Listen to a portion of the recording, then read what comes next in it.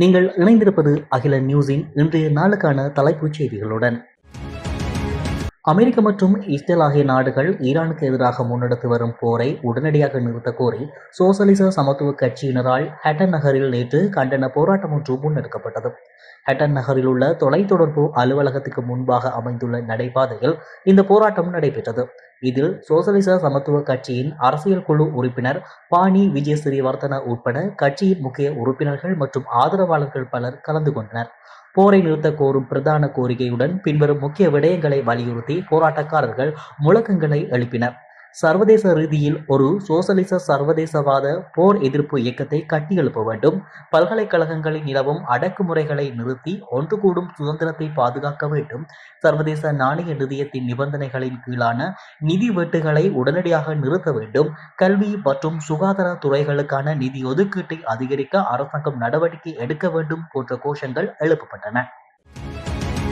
தாம் சுகவீனம் அடைந்திருந்த போது தமது நலனுக்காக பிரார்த்தனை செய்த அனைவருக்கும் நன்றிகளை தெரிவிப்பதாக முன்னாள் ஜனாதிபதி ரணில் விக்ரமசிங்க தெரிவித்துள்ளார். அவர் வெளியிட்டுள்ள அறிக்கையில் பின்வருமாறு குறிப்பிடப்பட்டுள்ளது. எனது உடல்நிலை குறித்து அறிய வந்ததும் நலம் விசாரித்தும் நான் விரைவாக குணமடைய பிரார்த்தித்தும் கிடைக்கப்பெற்ற தொலைபேசி அழைப்புகள் மற்றும் செய்திகளின் எண்ணிக்கை அளவிடற்கரியது. நான் ஆரோக்கியமாக மீண்டு வர வேண்டும் என நாடு முழுவதும் சர்வதேச மத வழிபாடுகளை முன்னெடுக்க நீங்கள் மேற்கொண்ட நடவடிக்கைகள் வியப்புக்குரியவையாகும். இலங்கை பிரஜைகளாக நீங்கள் மேற்கொண்ட இச்செயற்பாடுகள் நான் விரைவாக குணமடைவதற்கு பெரும் தைரியத்தை அளித்தன. குறிப்பாக ஐக்கிய தேச கட்சியின் உறுப்பினர்கள் எனக்காக தங்களால் இயன்ற உச்சகட்ட முயற்சிகளை எடுத்ததை நான் அறிவேன். என் மீது நீங்கள் காட்டிய அக்கறையையும் ஆர்வத்தையும் மீண்டும் பாராட்டுகிறேன். அரச வெசாக் பௌர்ணமி பண்டிகையை முன்னிட்டு பாடசாலைகள், கல்லூரிகள், பிரிவினாக்கள் மற்றும் ஆசிரியர் பயிற்சி நிறுவனங்களில் ஏற்பாடு செய்யப்பட வேண்டிய நிகழ்ச்சிகள் தொடர்பான சுற்று நிரூபத்தை கல்வி, உயர்கல்வி மற்றும் தொழிற்கல்வி அமைச்சு வெளியிட்டுள்ளது.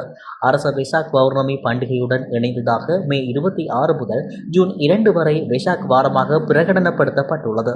இந்த காலப்பகுதியில் உரிய நிகழ்ச்சிகளை நடத்துமாறு அமைச்சின் செயலாளர் நாளக கலுவெவ தெரிவித்துள்ளார்.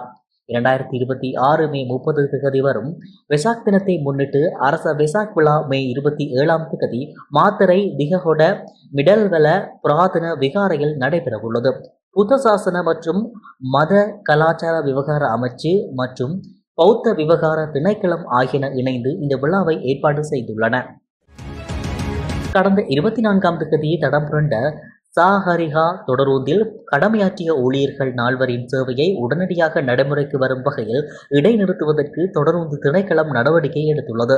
தொடரூந்து திணைக்களத்தின் தகவல்படி தொடரூந்து ஓட்டுநர், உதவி ஓட்டுநர், முதன்மை பொறுப்பதிகாரி, உதவி பொறுப்பதிகாரி ஆகிய அதிகாரிகள் பணி இடைநீக்கம் செய்யப்பட்டுள்ளனர். இலங்கையில் வீதி விபத்துகள் காரணமாக வருடாந்தம் 2700க்கும் அதிகமானோர் உயிரிழப்பதாக போக்குவரத்து அமைச்சர் பிமல் ரத்நாயக்க கவலை வெளியிட்டுள்ளார். தேசிய போக்குவரத்து மருத்துவ நிறுவனத்தினால் ஏற்பாடு செய்யப்பட்டிருந்த பணிமனை ஒன்றில் கலந்து கொண்டு உரையாற்றும் போதே அவர் இதனை தெரிவித்துள்ளார். தேசிய போக்குவரத்து பாதுகாப்பு திட்டத்தின் ஊடாக எதிர்வரும் 2029 ஆண்டிற்குள் வீதி விபத்து மரணங்களை பாரிய அளவில் குறைப்பதே அரசாங்கத்தின் இலக்காகும். சுமார் 53% விபத்துகளுக்கு சாரதிகளின் நடத்தையே பிரதான காரணமாக அமைகின்றது.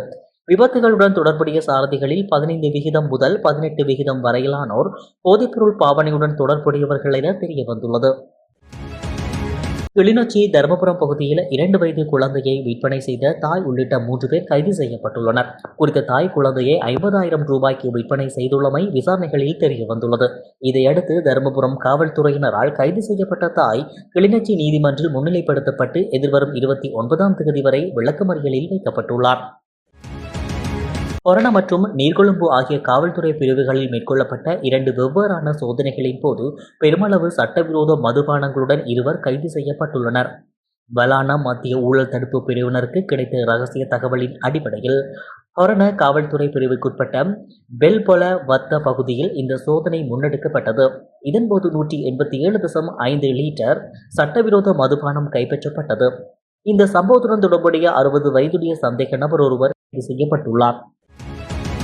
பலமுறை மின்சார கட்டணங்கள் திருத்தி அமைக்கப்பட்ட போதிலும் கடந்த 2025ஆம் ஆண்டில் இலங்கை மின்சார சபை 38.7 பில்லியன் ரூபாய் நட்டத்தை பதிவு செய்துள்ளதாக இலங்கை மத்திய வங்கி தெரிவித்துள்ளது. இலங்கை மத்திய வங்கியின் வருடாந்த பொருளாதார ஆய்வறிக்கையில் இந்த தகவல் வெளியிடப்பட்டுள்ளன. மத்திய வங்கியின் அறிக்கையின்படி கடந்த ஆண்டில் நிலவிய வறட்சியான காலநிலை காரணமாக நீர்மின் உற்பத்தி குறைவடைந்துள்ளது. இதனால் அதிக செலவு கொண்ட வெப்ப மின் உற்பத்தியை நம்பியிருக்க வேண்டியிருந்தமையே இந்த நட்டத்திற்கு பிரதான காரணமாக சுட்டிக்காட்டப்பட்டுள்ளது. தெற்கு அதிவேக வீதியின் தொடங்கொட மற்றும் கலனிகம இடமாற்று பகுதிகளுக்கிடையே பேருந்து ஒன்றும் லோரி ஒன்றும் மோதி விபத்துக்குள்ளாகியுள்ளதாக போலீசார் தெரிவித்துள்ளனர். குறித்த விபத்தானது நேற்று இரவு இடம்பெற்றுள்ளது. இந்த விபத்துக்கு காரணமாக கொழும்பு நோக்கிய போக்குவரத்து பாதிக்கப்பட்டுள்ளதாக போலீசார் குறிப்பிட்டுள்ளனர். நானோயா கிளாரண்டன் தோட்டத்தில் பொலிரோ லோரி ஒன்று பிரதான வீதியை விட்டு விலகி பள்ளத்தில் பாய்ந்ததில் தொடர் குடியிருப்பின் மீது வீழ்ந்து நேற்று முன்தினம் விபத்துக்குள்ளாகியுள்ளது. நானோயா கிளாரண்டன் பகுதியில் இருந்து நானோயா ரதல்ல வழியாக கிரிபிட்டி பகுதியை நோக்கி பயணித்த பொலிரோ லோரியின் பிரேக் கட்டமைப்பு செயலிழந்ததன் காரணமாகவே இந்த விபத்து இடம்பெற்றுள்ளதாக தெரிய வந்துள்ளது. நாடு முழுவதும் போலீசாரால் முன்னெடுக்கப்பட்டு வரும் விசேட சோதனை நடவடிக்கைகளின் போது கடந்த 24 மணி நேரத்தில் மாத்திரம் 660 பேர் கைது செய்யப்பட்டுள்ளதாக போலீஸ் தலைமையகம் தெரிவித்துள்ளது. குற்றச் செயல்களை கட்டுப்படுத்துதல் மற்றும் வீதி பாதுகாப்பை உறுதிப்படுத்தும் நோக்கில் முன்னெடுக்கப்பட்ட இந்த நடவடிக்கையின் போது மொத்தம் 28,078 பேர் சோதனைக்கு உட்படுத்தப்பட்டனர். பல்வேறு குற்றச்சாட்டுகளின் கீழ் மொத்தம் 660 பேர் கைது செய்யப்பட்டுள்ளனர். இலங்கை மத்திய வங்கி வெளியிட்டுள்ள 2025ஆம் ஆண்டுக்கான பொருளாதார மீளாய்வு அறிக்கையின் அடிப்படையில் நாட்டின் வாகன இறக்குமதி உயர்ந்த மட்டத்தை எட்டியுள்ளது.